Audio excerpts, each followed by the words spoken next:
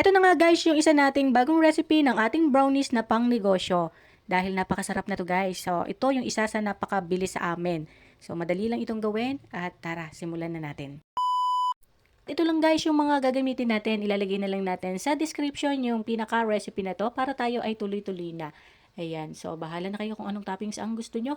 Una, ang kailangan natin gawin dito guys, pagsasama-samahin natin yung sugar, yung oil, and butter. And then, ganun din yung vanilla and then yung ating 4 pieces na large eggs.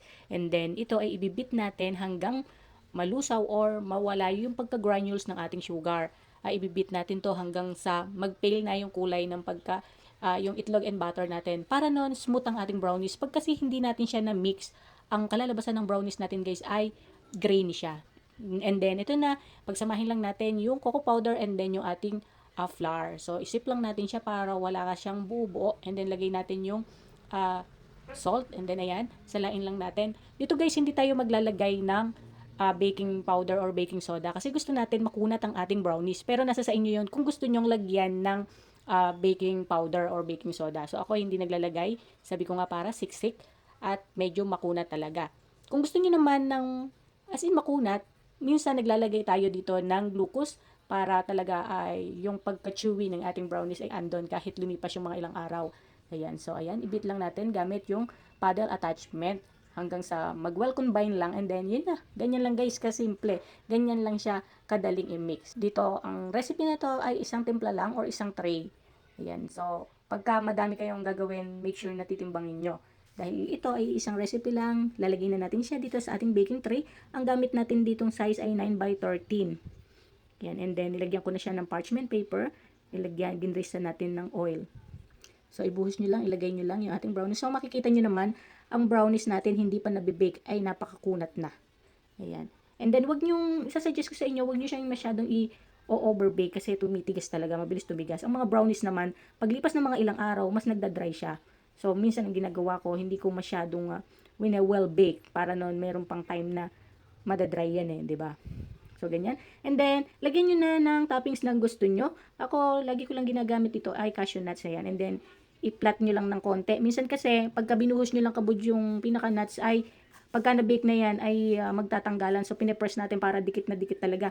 And then, i-bake natin siya sa 150 degrees Celsius ng about 30 to 35 minutes. Depende pa din sa oven na inyong ginagamit. And then, after no, nag-cool down na. Ayan na. I-peel out na natin, ibalatan na natin ang ating pinaka-brownies at susukatin na natin. Ang panukat natin na yan ay improvise lang siya guys. Sabi ko nga kailangan makapagpalabas kayo ng 60 slices sa tray na 9 by 13.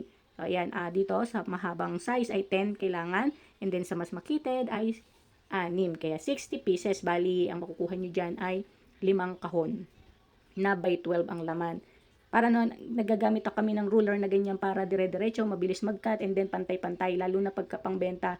Yan. So, nakita nyo naman, ang siksik niya guys, and then makunat. Yan. So, kaya, marami nagtatanong ba't napakabili ng aming brownies. Yun yung sekreto talaga guys. So, sana itong video natin, ang tutorial natin makatulong sa inyo, pandagdag sa ating negosyo. Sabay-sabay tayong matuto at kumita. Ayan. So, napaka-nice, diba? Yan. Pero dito, ang bentahan namin sa Gapan ay 140 per box. May ribbon and card na yon. At alam nyo ba, nakabili ko sa online. Ayan, yung kahon na ganyan. Sinubukan ko lang kung ilan ba yung kasya. At dito, nakapaglagay lang tayo ng brownies na 8 pieces. Ayan. So, pwede nyo siyang ibenta ng 100 pesos. Diba? Napaka-noy. So, ganyan lang guys. So, mag-try lang tayo ng mag-try. Sabi ko nga, ang glucose is optional. Maglagay kayo kung gusto nyo ng mas makunat pa. Huwag nyo i-overbake para hindi tumigas ang ating brownies. Yan. So, di ba? Napaka-nice. Ang lifespan nito na pwede nyo store sa room temp ay at least 5 days ay okay pa siya. Pero sabi ko nga, ang mga brownies, ang mga pastries, lalo na pag naka-box lang, hindi siya naka-sealed, ay mas mabilis siyang mag-dry. Yan. Pero syempre, ang mga pastries, mas masarap siya pagka bagong bake. Yan, may sumobra pang 4 na peraso dahil by 8 lang yung ating ginawa. So, dito sa isang tray natin, nakapagpalabas tayo ng 7 pieces o 7 box. So, depende sa inyo kung magkano nyo siyang ibebenta. Mag-costing kayo, guys. Ayan. So, sana nakatulong ang munting video natin na to. Ayan. So, and then dito, guys, ang pinaka-takip niyang kita nyo acetate. Diba, napaka-presentable. Pwede nyo siyang lagyan ng ribbon. Mas maganda siyang tingnan. Ayan. So, yun lang, guys. Thank you for watching. Bye. God bless you.